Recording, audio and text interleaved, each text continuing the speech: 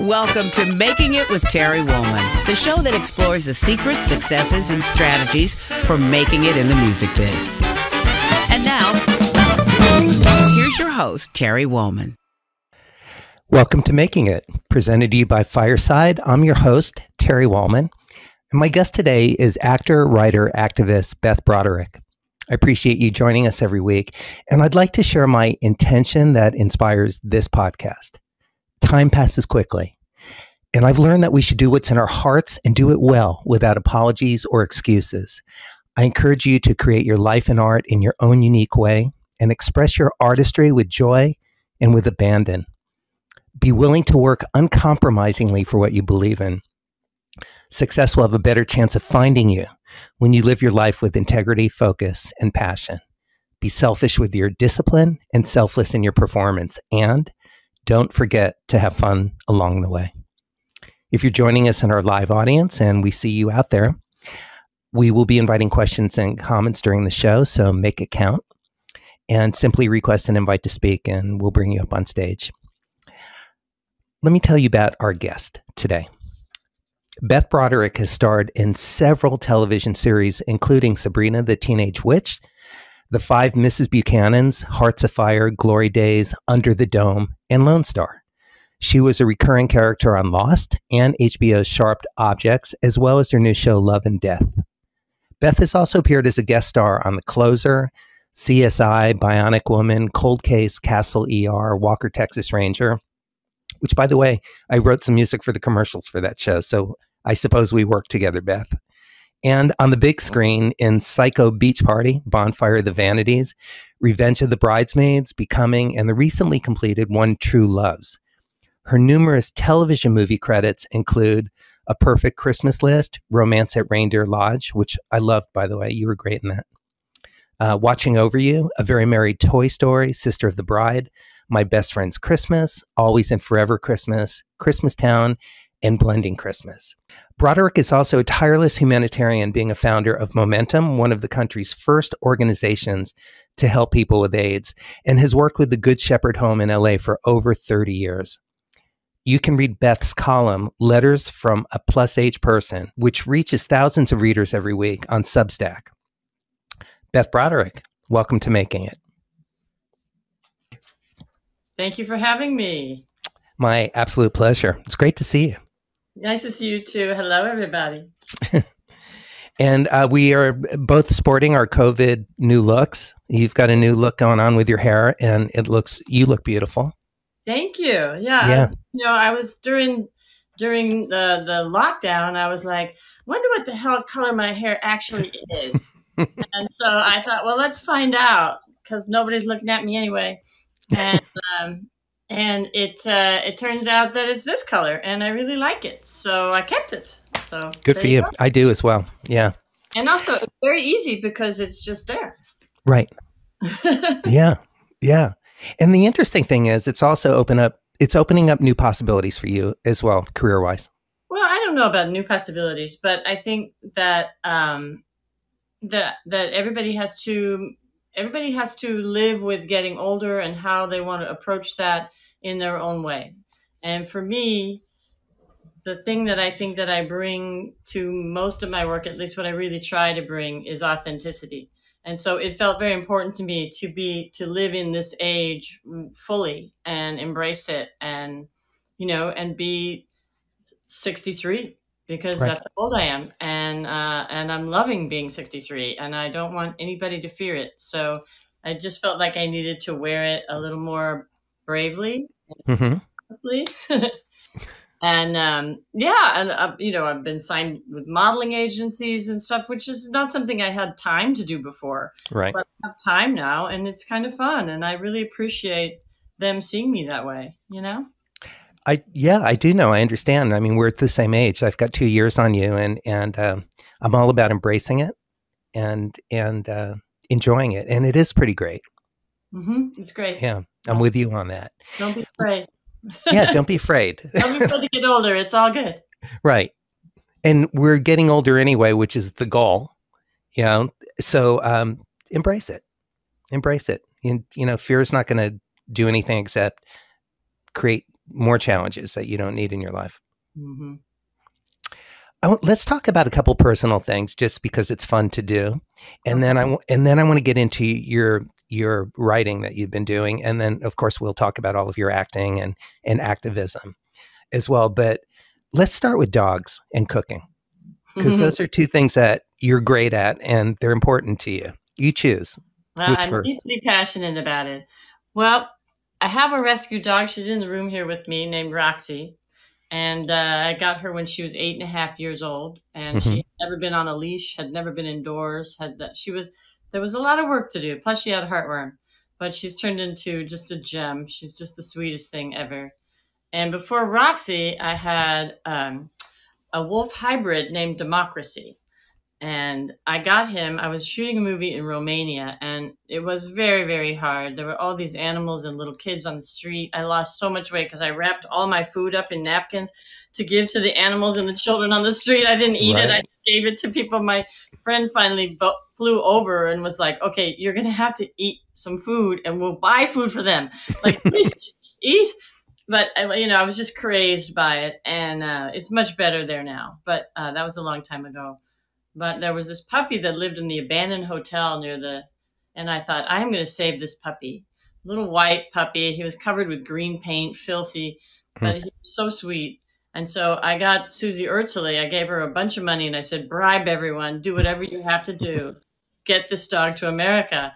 And all these people were like, I was going up to these guys with machine guns with little packets of dog food saying, that dog's going to America. Take care of it, And they're like, crazy lady, never take dog to America. And she made it happen. And then I got him home. I took him to the vet. And the vet goes, Beth, this is not a dog. And I go, what do you mean not a dog? And he goes, this is a European white wolf. It has a little bit of dog in it, but not a whole lot. And I was like, oh, well, what do we do? And he goes, we neuter him right away. And I was like, okay. But he lived to be 12 years old. He was 105 pounds. He was a charmer. He was the sweetest until he decided the plumber must die. And then that was not good news for the plumber. But he was really sweet to the handful of people he trusted. Right. Because he was protecting you. And also he was a wolf. He had a pack. That was it. Right. You were in it or you weren't. Right. Absolutely. It's amazing.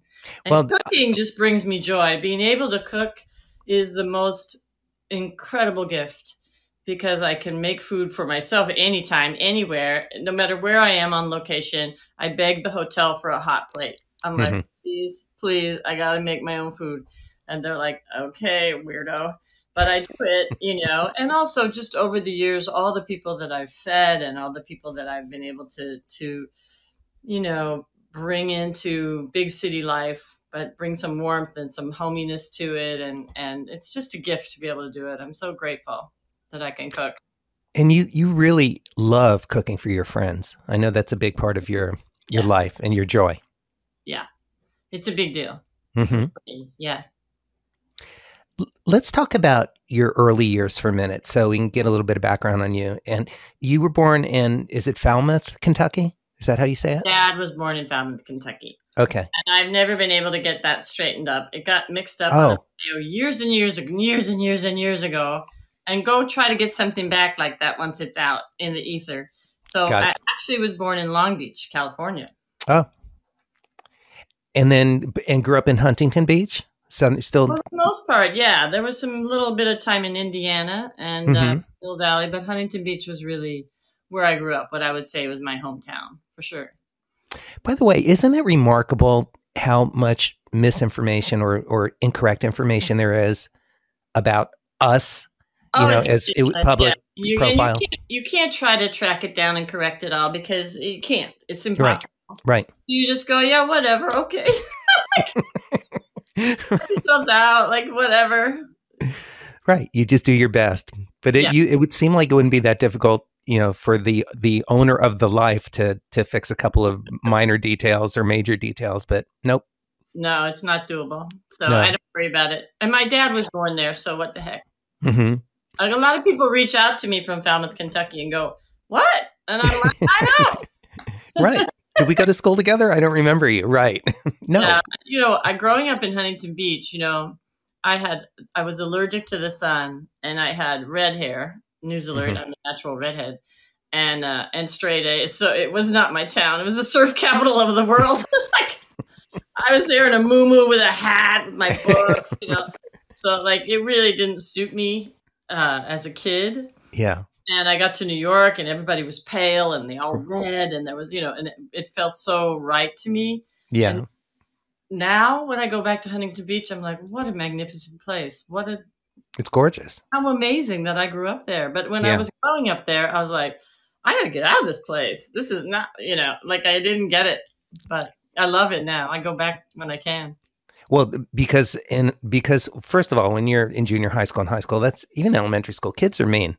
They can be. So it's a tough time. What was it? Dogface. Dogface. So that's not what I would have guessed. School, and all the boys would on the rail, the cute jock boys, they would go, roof, roof, roof, roof, roof, roof. It's a dog. They would do that every time I walked by.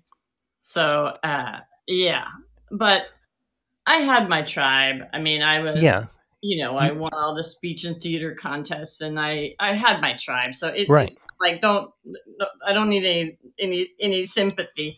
Sure. I really didn't get them either. So it was just fine. Well, it's just ironic. I was a senior in high school. So, so that was weird too, to people, I'm sure. Right. But your tribe were the smart kids and also the theater kids, right? Mm-hmm. Yeah. The creatives. Well, the irony there and sort of the humor that I would imagine you see is that you've gone on to have a very eclectic career and a beautiful career, but you often get cast as an ingenue or a beautiful woman or, the attractive It's so beauty. funny. Years and years ago in the National Enquirer, one of them, there was an article that said, "Dogface becomes sex symbol," was the headline.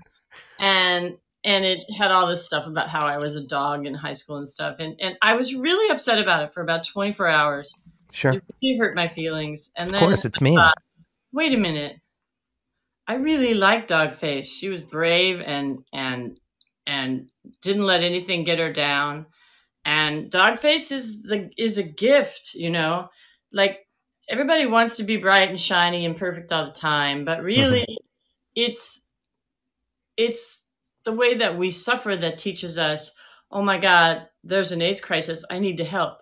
It's, Dogface is who really has guided my life. And so when I finally realized that, I was like, well, neither thing is real. I wasn't a dogface and I'm not a sex symbol. They're both abstractions. They're both just assumptions, or labels. So neither one is real. So when I figured that much out and I thought, wait a minute, I love Dogface. That girl's brave. That girl guides me. That's when I was like, yeah, bring it. Okay, bring it. Do your work. Well, I know you to be, personally, I know you to be a powerful woman. You stand in your light. You don't apologize for who you are. And you're not walking in a selfish way through life. You are really about showing up and bringing your A game to everything you do, whether it's acting, writing, or activism, or rescuing dogs or wolves, accidental wolves. You put your foot in it. And so I have a better understanding now of Dogface and where some of that power comes from. Also, your mom, I knew your mom, and she was a strong, fiery piece of woman. She was really colorful. She was a character. She was a character. Yeah. But she also, she brought up strong-minded, confident kids. Too. I see that in your family. Yeah. So is it true then that you graduated from the American Academy of Dramatic Arts in Pasadena at 18? So youngest person ever to graduate from there, I think, still. They didn't find out I was they didn't find out I was that young until I was almost through my second year, and by that time, what could they do? Right. You were already in and excelling in school. So that meant that when you moved to New York, you were also young, and you began your career, your acting career. Uh, Theater, I would imagine, is where you started, because I know you've done a lot of theater.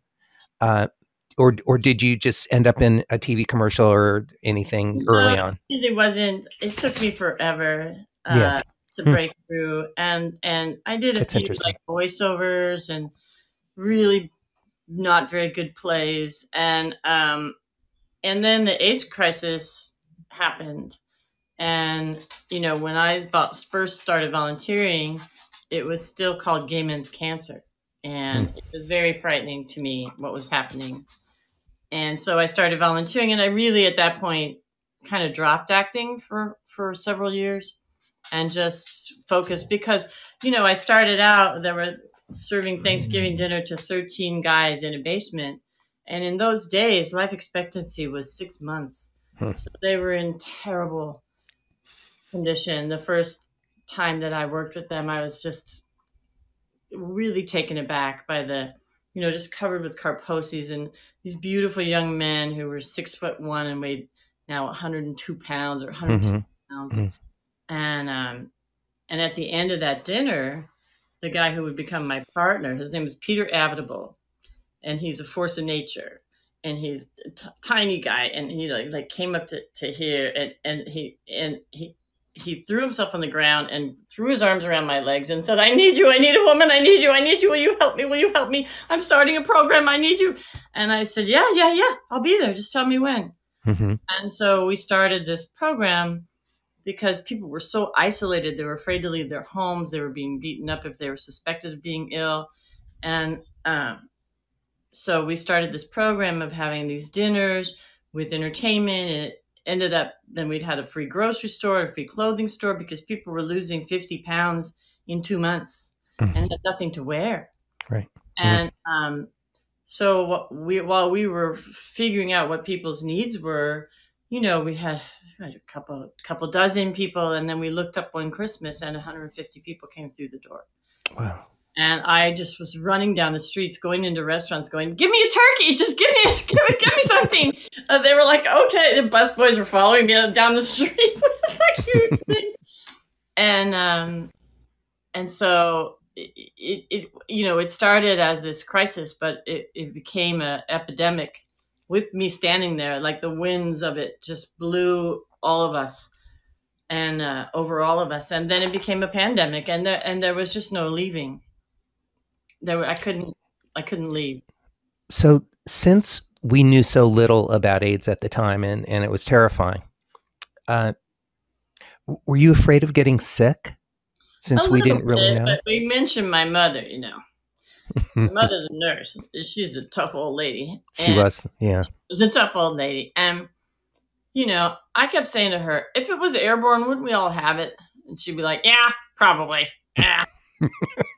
Probably not airborne, and so she didn't want me doing it. And my dad didn't want me doing it, but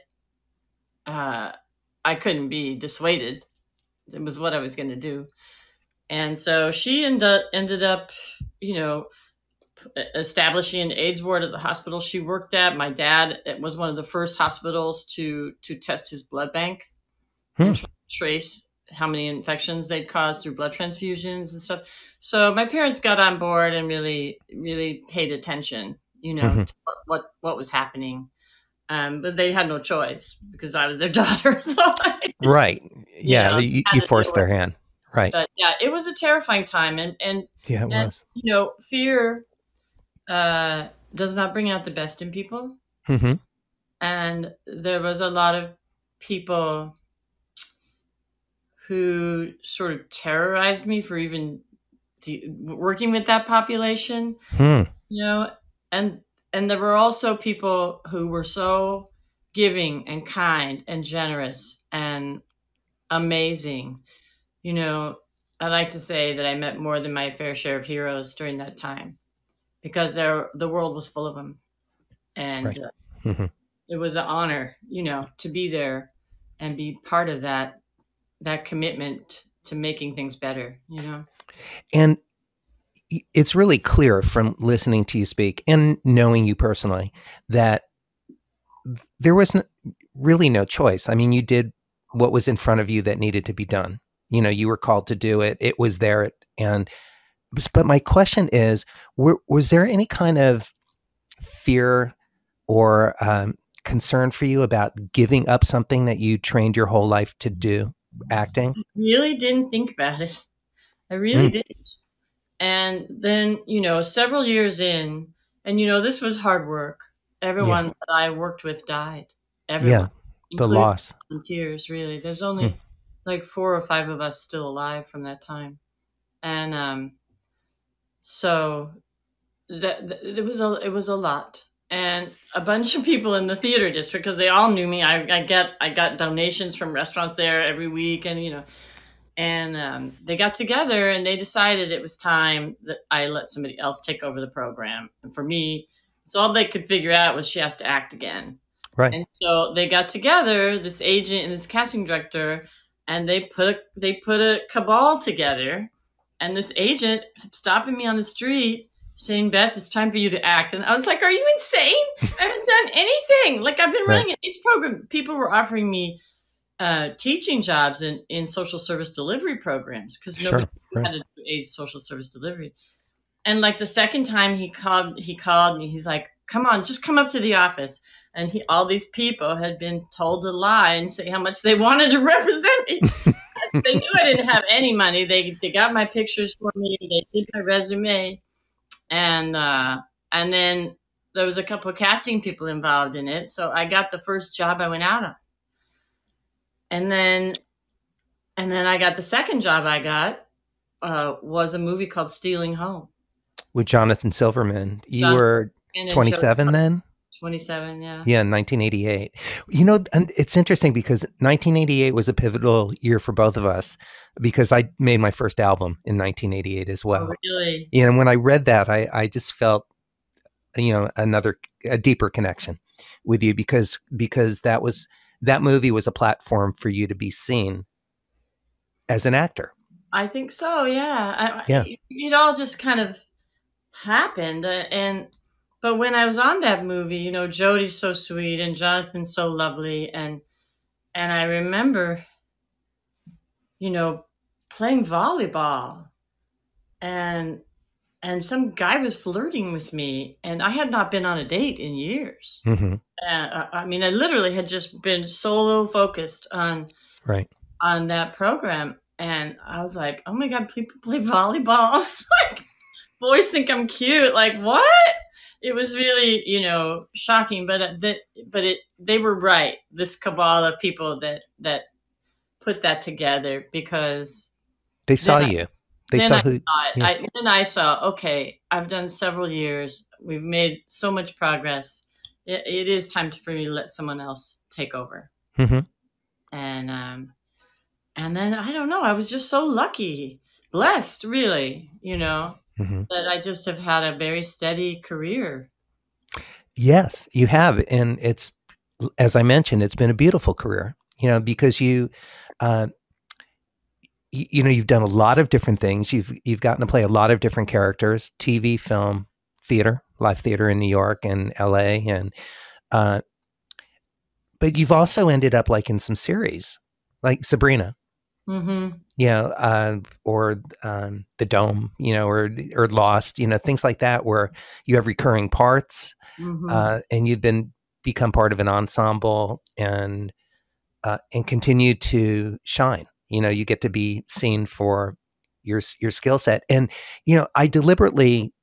I had to edit your credits at the beginning, or I'd still be reading them, of course. Like 17 pages long. Of course. And so, I chose like all of these Christmas movies because it's one of the things, you're like one of the Hallmark TV movie of the week, Christmas movie, just shining lights. You do a lot of those and not something I would typically watch, but I've stumbled on a movie and then I see you and then I'll watch it and really enjoy it.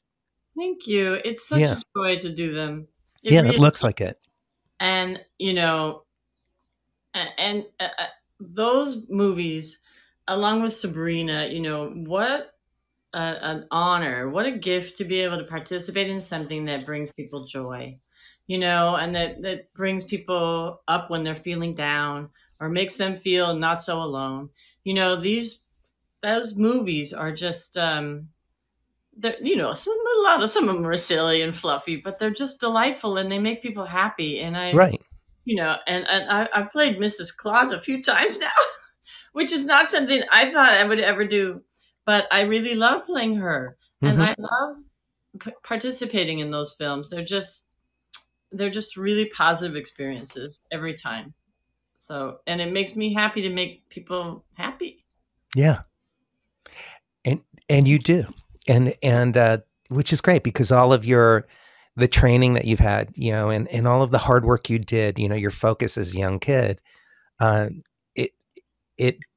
it became a part of everything that you do, including all of the AIDS work that you did early on in your career. When you made that move, it was still that all of your acting training prepared you for that, because you learned how to be focused. You learned how to be disciplined. You learned about intention. Yeah, and we had to talk to people and produce fundraisers and right. give speeches and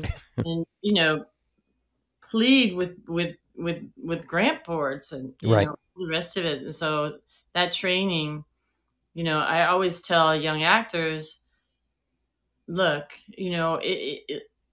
there's a really good chance you won't make it to the top 1% of the industry, which is the only percentage that actually makes a living doing it.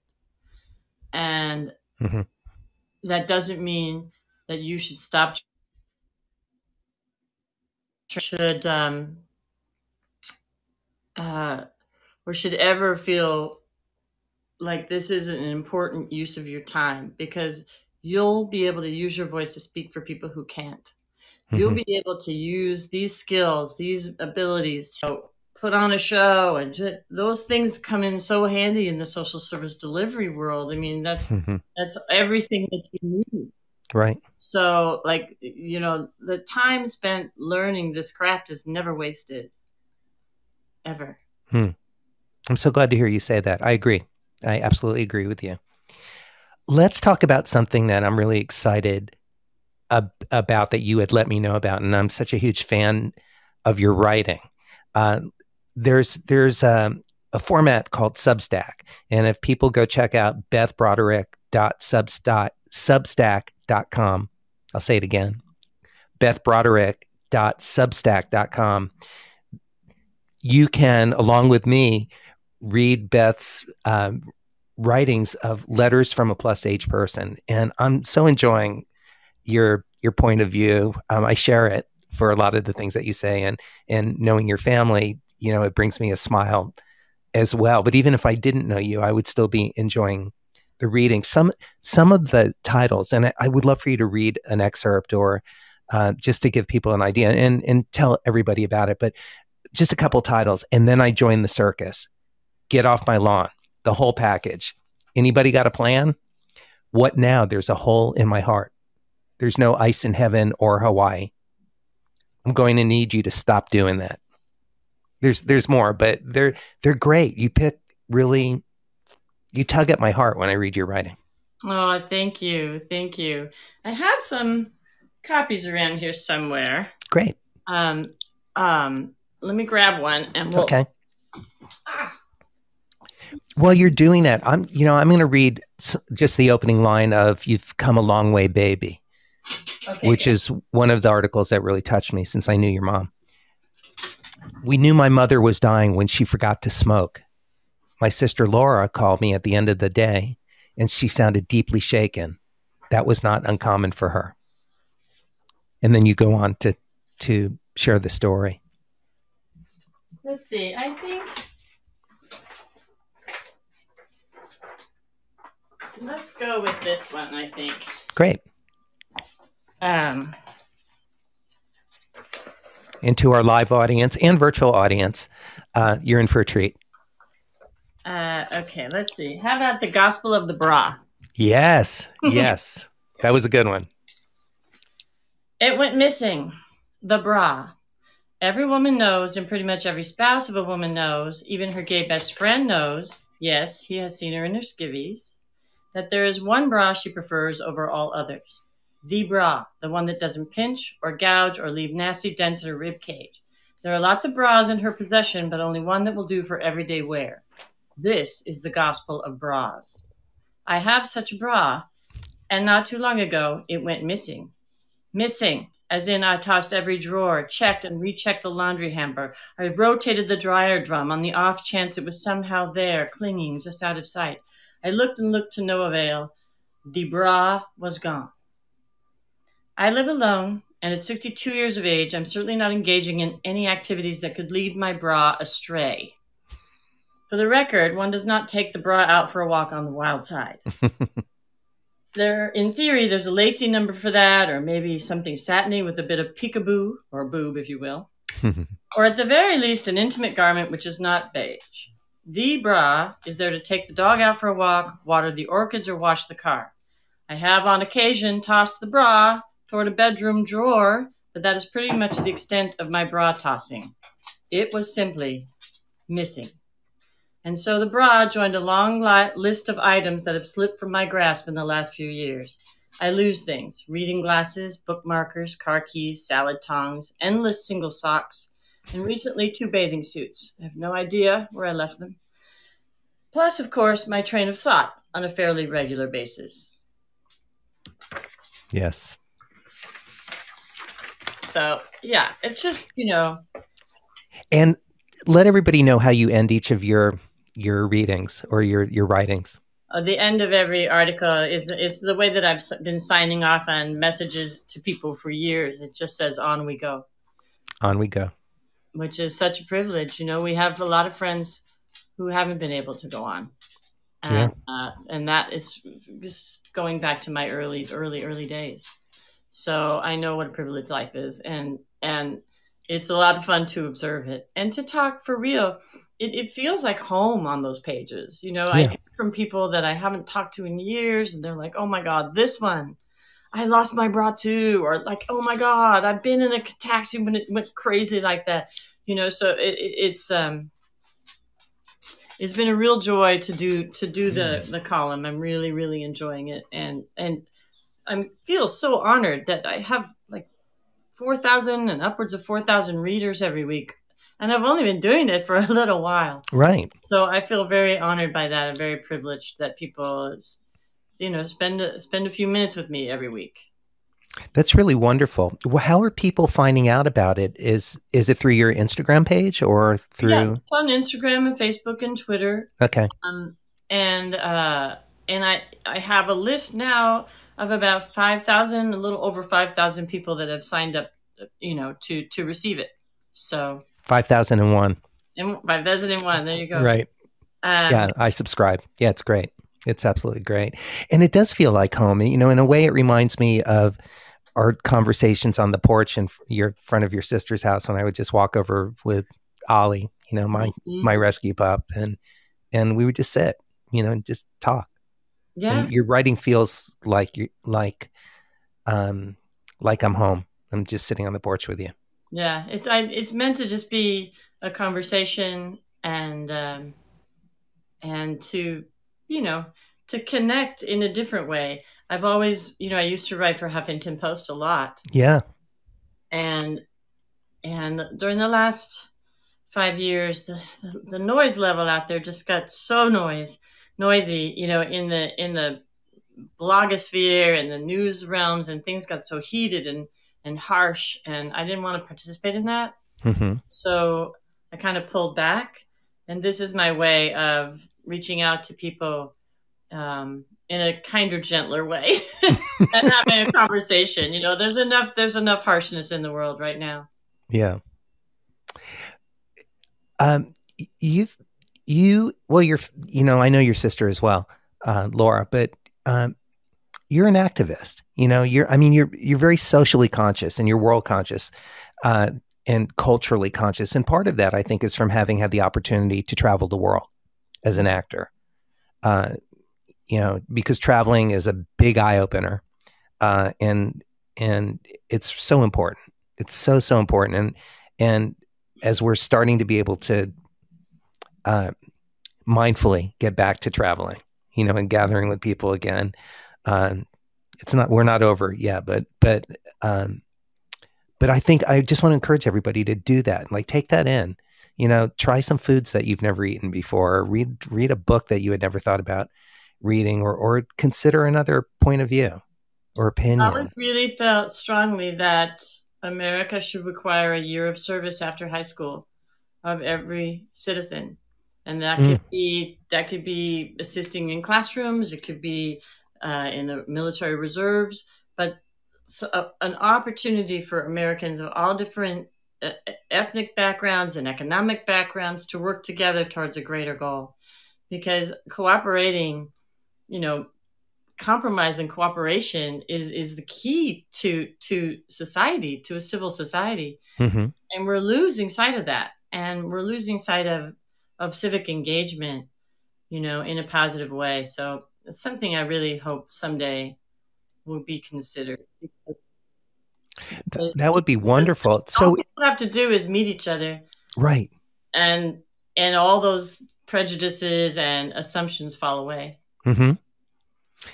Since you have been politically involved and have had access to some pretty high up people, have you had conversations with them at any point, in the last 10, 20 years, 5 years of something like that happening? Is there consideration? There's actually quite a few people in public service who believe that this would be a really positive thing to do. And I know, believe me, I was 15 years old. I was a senior in high school. I was in a big hurry. Okay. Right. I was in a huge hurry.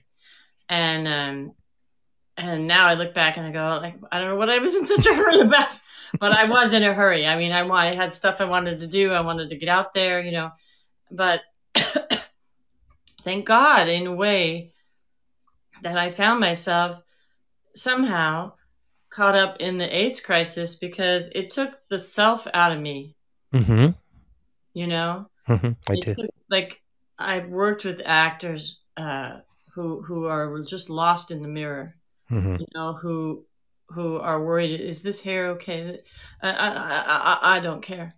I don't care, because I'm not that invested in myself. I want to do the best job I can and look the best I can. And you do. I mean, that's part of your work. I'm disciplined about my life, but I also, don't live in the mirror. Mm-hmm. I'm in I live in the world where people have real struggles and real issues, and I try to help make their lives better. And in doing so, it really points to how privileged I already am. And how many, like I always like to say, I have all the problems everybody wants. That's well said. Yeah. So is part of that continuing of giving back, I imagine that's part of your over 30 years of work with the Good Shepherd Home in LA. Yeah. Tell us about that for a moment, our listeners. It's an amazing experience. So I'd first moved to LA and I was working and doing some stuff at the LA mission and stuff, because I'm always volunteering. But one day my friend and I were going to Music Plus. Now that dates me, because if you're young, you don't know what that was. But it was a music store where you went to buy music. And it was Christmas time. We were buying gifts. And there was this woman in this van, and something just did not seem right. Mm-hmm. And we went to the store, we came back out, and I was like, Lorraine, something's not right. So we knocked on the window, and the woman had a black eye and had been badly beaten and had 3 kids in the van, and she was on the run. And so I went into my social service delivery mode, right? And I was like, okay. And I started contacting all these services in Los Angeles, and there was no one that would take them. There was no place to go. Like, they would take the mom or the kids, not both. So it was, and then finally called the Good Shepherd Home for Battered Women and Children.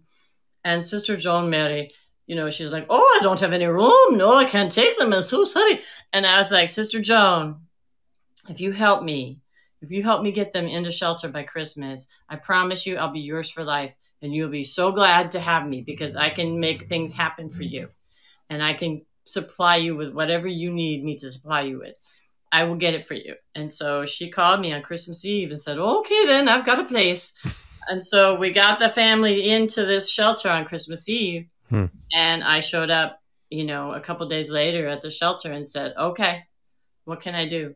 And so it has evolved over the years. But now my friends and I supply the Christmas gifts for the women in the emergency shelter. They get a lot of donations for the kids and some for the moms. But these women in the emergency shelter, they don't have anything for them. So my friends and I put together these beautiful baskets and bags full of everything you can think of that you would need if you left home in an emergency. Everything from lotions and shampoos to jewelry to little hair clips to, everything we can think of that might make somebody's life a little easier in a shelter. Makes me cry because it's so sweet. But so the nuns on Christmas Eve, they take everybody to church, and then when they come back, these gifts are on their beds. And they say every year the women just cry because we always write a note, we're thinking of you. Hope you have a wonderful Christmas, Beth and Laura and friends. We want them to know somebody thought of them. Somebody knows that what they're going through, So that's something you do with your sister, Laura. Yeah. Who also has devoted her life to helping people. Her whole life. My sister works with people with the most severe forms of autism and disabilities, and creates positive lives for them where they have their own apartments, their own spaces, their own staffs, and they really get to live lives of their own choosing. She had one client that was so funny, and he had to go to Hooters every Friday night, and he had to wear an afro wig when he went. He was this Italian kid. Oh my God. It's true. He was a funny kid. So she has, that's what he wanted to do. That's what he gets to do. Here we go. Right. The life of his own choosing. So she empowers people. She's a saint. Yeah, she really is. Yeah. Now would be a good time if anybody in our audience would like to join the conversation. If you have a comment or a question for Beth or myself, just request an invitation. I'll bring you up on stage. I want to talk about, here we go. Matthew, let me accept your request. Hi, Matthew. Welcome to the show. Hi. Is this working? Hi. It is. Yeah. Oh, great. Beth, it's such a privilege to be able to talk to you. I had a question for you. Last month, Bruce Willis announced his retirement from acting. It was really a sad situation there, his aphasia diagnosis, I guess. And you shared some truly memorable scenes with him in Bonfire, the Vanities. Just some unforgettable scenes. Could you briefly maybe talk about working with Bruce on that film and about the report that came out about his retirement? Yeah, it just broke my heart. This has been a hard year for me. I lost Marky Post too, and Bob Saget. These are people that I've worked with that I've known for years and years. But Bruce was just so darn funny and so generous, because I'm a maniac. Like, I was slapping him on the head and doing all this crazy stuff, and he was like, just go for it, do whatever you need, you're funny. He just wanted it to be funny, and he really gave me, a lot of room to improvise and to just be nuts. And we had a lot of fun doing it, and I think it shows. I mean, it's a wild, ridiculous scenes, but they're funny. That's the problem with me. If you say to me, well, but yeah, you'd be naked, and on a Pilates machine with a 30-year-old, but wouldn't it be funny? Once you say, wouldn't it be funny? I'm in, the craziest things. But I actually dreamt about Bruce the other night, all night long. He came into my dreams, and he was kind of holding himself around the knees, and I kissed his right knee, and I said, tell me everything. And we just started talking, and I don't know, I haven't stayed friends with him or anything. I wouldn't kiss his knee in real life, but in my dreams, it was just so vivid. And it just, because these things, they hit you in a really deep, deep way.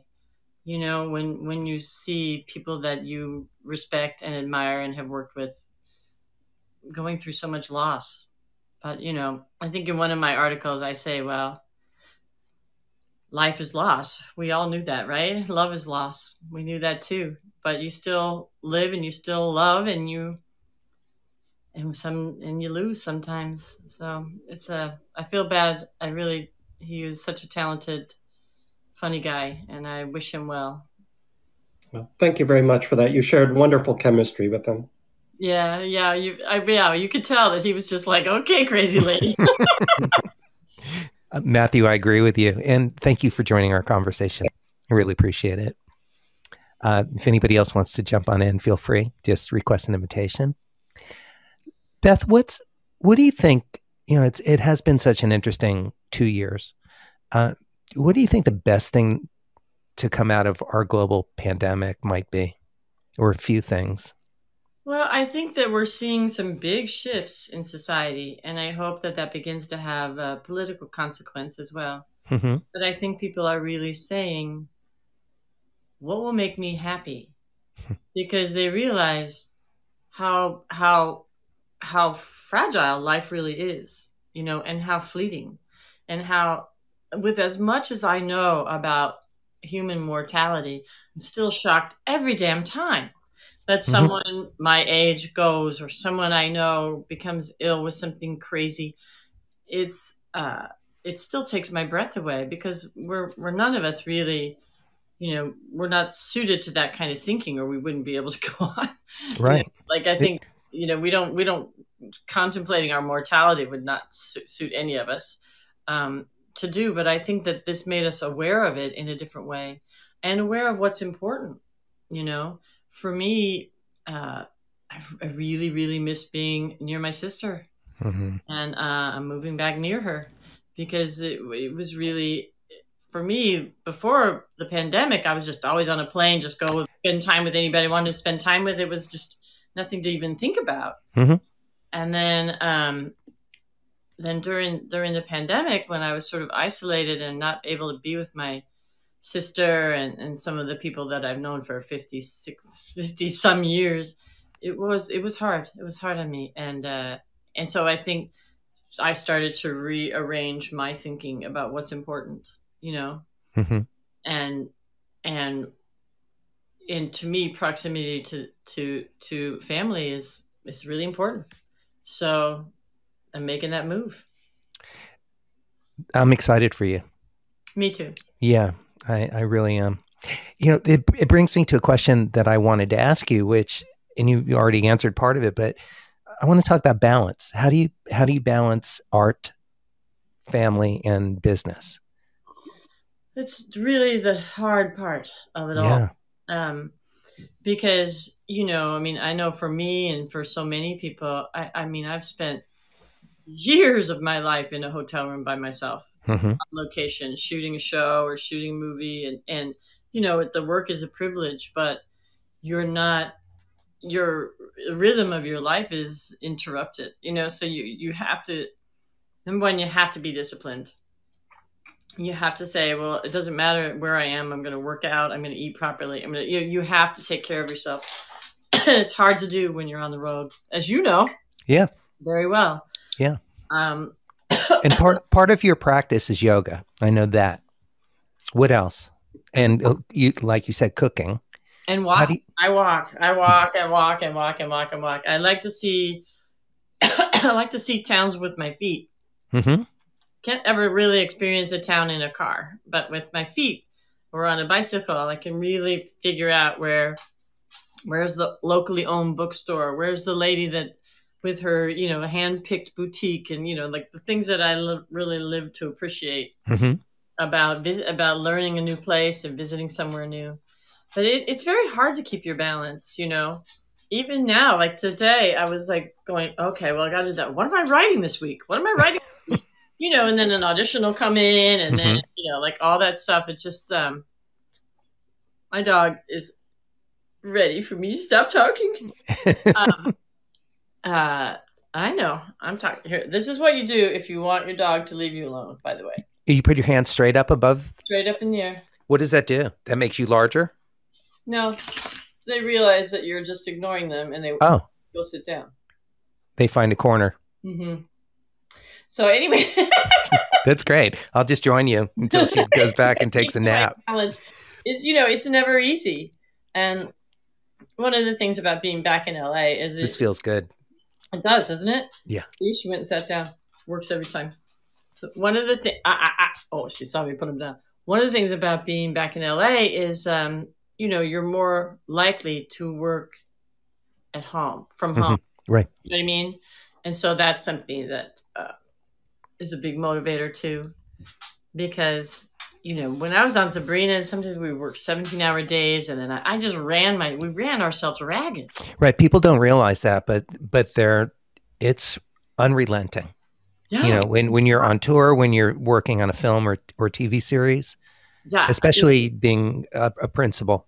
We would have round after round of bronchitis. We were always sick. We'd crawl out of 26 episodes. But I was still raising money for, politicians I cared about, and working for the shelters, and making dinner for people. And, I look back at it now and I'm like, oh my God, how did I do that? Because I get to the end of a day now and I'm like, I have no idea what I did, but I'm tired. Like, I have no idea what I did, but I feel tired. Like that is just, so I look back on those years and I'm like, I was a maniac. We were talking about the mom side of you, and as on screen, what did you say? How many kids do you have on? Probably over countless movie children. Yeah, right. I mean, there's just a ton of them.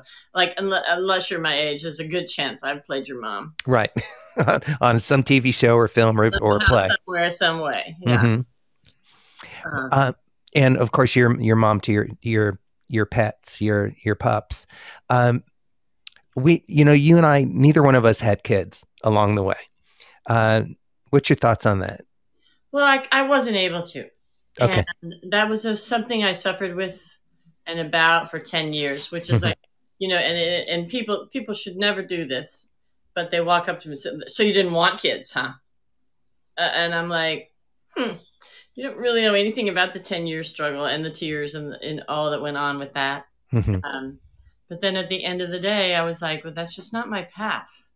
Right. But, like I founded the Young Progressive Majority. I have mentored all these groups. I mentor all these young people who are honorary nieces and nephews, that my friends with kids did not have time to do that. So like I tried to be a mother in the world in a different way. And with all my movie children, I'm really, very close to so many of them and always there for them, always there to support them. Some people have a hard time letting go of what they used to be. And yeah, I was a sex symbol and all that, a bag of chips and all that, and I was the lead, and now I'm the mom. And it's really important to give those parts to me. Even some of them are woefully underwritten sometimes, but I still feel like I have a job to do to bring whatever depth of character I can bring to give that woman's some expression, some value in the project. So I don't take it personally. I still feel like that's a really important job, I feel you when you do that. I've seen you walk, in a movie where you're playing Mrs. Claus or a mom, and you walk in and you've got 5 lines, and then I don't see you again for a while. And it's there, you really, your heart shows through, like you really are still doing the work. Your intention is really clear, and you have the experience, I think, and the wisdom and your point of view as well, to understand that it doesn't matter if you've got 5 pages of script or you've got 3 lines. You still can show up and be your complete self. My job is to give these lead actors and actresses my full attention, my full support, to give, like not too long ago on a show, there was the lead character's close up, and there was a guy who was basically background, and he was just, I don't know what he was doing. He was over there acting. He was like stomping and snorting, and the lead actor was too much of a gentleman to say anything, and the director couldn't really see it was happening, but it was so distracting. And I just went over and said, I need you to stop doing that. It's his close-up. The camera is not on you. I need you to be quiet and respectful and let him do his close-up. And the guy was like, oh, sorry. Okay. I was nice about it, but I was like, that's the mom in me is so protective. I'm like, I don't know. You need to stop doing that, It's also the beauty of age and experience, Mm-hmm. where you can see the opportunity and understand the various ways to approach it, so that you can come with kindness. Yeah. And like, and strength. especially and with stuff like with the modeling and everything, I'm not perfect. I'll never be perfect. And age is a factor in every photo and Mhm. every ounce of my being. But my job isn't to bring that. The photographers and the layout people can find whatever look they're looking for. My job is to bring my character to it. Mhm. The character that I possess as a human being is going to change that photo shoot and is going to elevate what we're trying to do.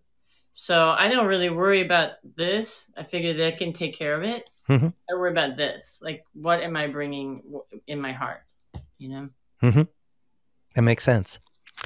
Before I get to my closing questions, I see a fellow podcaster, Seth, is in the audience, and your friend, my dear wife, Melanie, just showed up. So if either of you want to jump in and say hi or make a comment or question, feel free. Just, well, you know what to do. Let me start by asking you my first of 3 questions that I ask all of my guests in closing. And then, of course, you'll have final words, anything else you want to add to our conversation. Since the show is called Making It, what does making it mean to you, both personally and professionally? I think that for me, and I'm so grateful to be able to say this, but I am everything I wanted to be when I grew up. I am a writer. I'm an actor. I'm a good friend.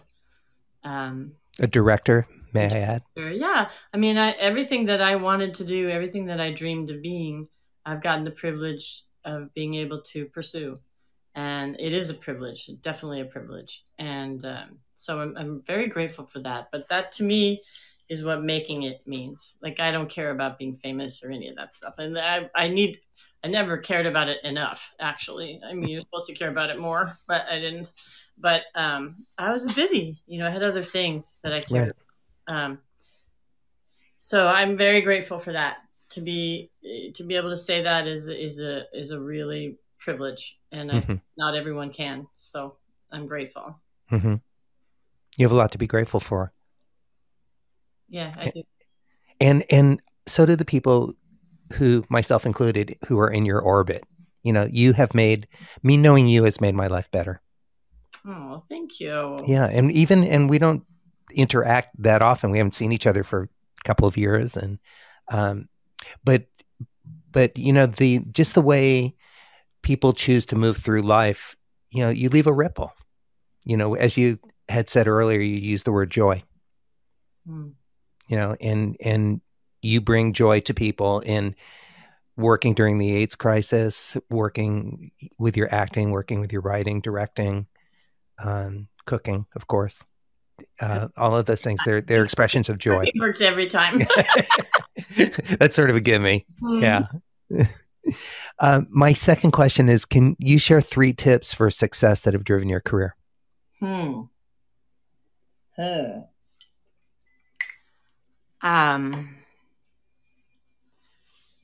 Pay attention to who's paying attention to you. So the people that give you those early breaks, I wrote a thank you note to every person that saw me in the early years.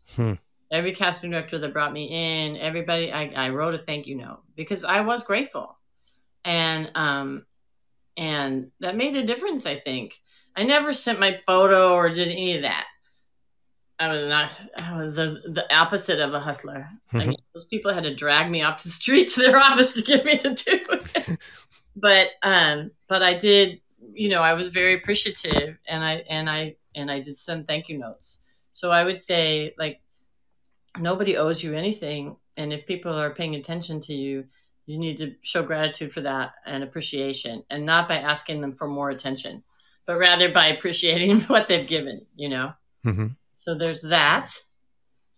And there's, I would say, know who you are and be really honest with yourself about who you are. I mean, there was a point where I was screen testing for movie after movie, and I just wasn't getting them.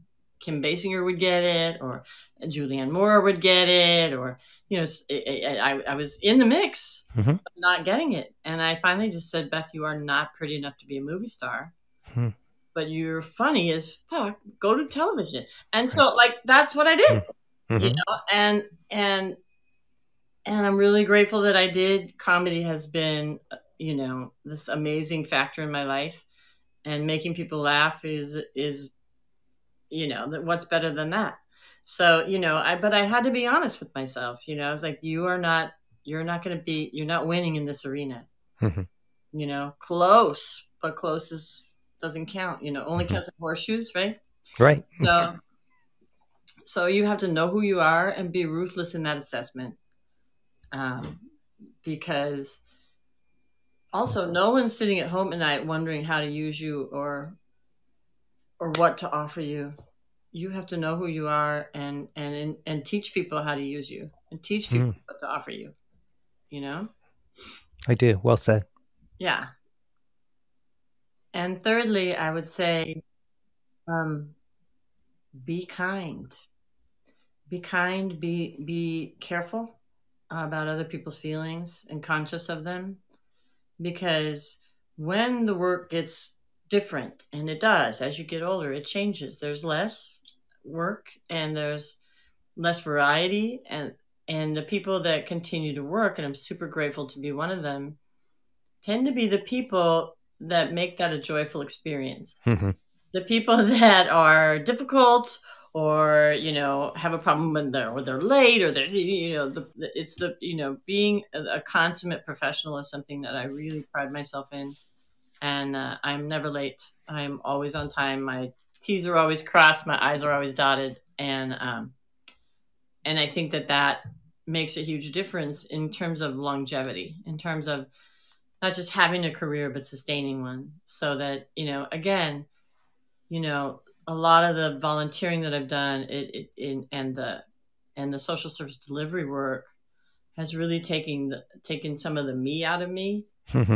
You know, when I work, the experience is always a we experience. It's what are we doing, you know, and how can I contribute to the collective goal? And speaking of ageism, it just brings me back to your column, Letters from a Plus Age Person. I think, of course, it's right on schedule at this point of your life and my life as an appreciator of it. But let everybody know again where they can find that. Oh, yeah. Just go to bethbroderick.substack.com. Great. And they're not all about getting older. Some are just about taxi rides and lost bras and, you know, all kinds of other things. But yeah, they're funny. But they're fun, and they're just kind of a romp through my life and my world and what I'm seeing and experiencing and sharing with you all. So my final question is, at this point of your life, with everything that you know to be true, what would you tell your younger self? My younger self. I guess I would say, try not to worry. Just contribute the best you can and try not to worry. You know, I have a friend who passed away recently, Stacy Title, a brilliant, beautiful woman. And she and I were world-class worriers. We would just hold our stomachs and worry about upcoming elections, about wait. I mean, we almost died watching Adam Lambert on American Idol. We were worried he was going to be discriminated against for being gay. Like, we were worried. And really, like, you know, when she told me she had ALS, I said, "Oh, babe." I mean, I just started bawling, but. You know, later on I said to her, boy, we spent a lot of time worrying. And there's so little time now, you know? So I think I would say worry less, do more. Great advice. Take action if you can, wherever you can, however you can. Vote, volunteer, donate, participate. That's all we can do. I agree. Thank you for answering that so honestly and beautifully. Closing thoughts before we say our goodbyes? Well, this has been lovely. Number one, it's lovely to spend this much time with you. And thank you, everyone, for participating. And thank you, Matt, for that great question. Well, I can say then, because Beth and I are friends as well, on behalf of Beth and I, we thank you for spending the hour with us. I know we both really appreciate it. And so thank you, Beth Broderick. Thank you to our live and virtual audience. And I encourage everybody to stay inspired and stay safe. And I look forward to seeing you again next week. Beth, absolute pleasure to see you. Bye, everybody. Thanks so much. Take good care. Tune in again next week for another great episode of Making It with Terry Wollman.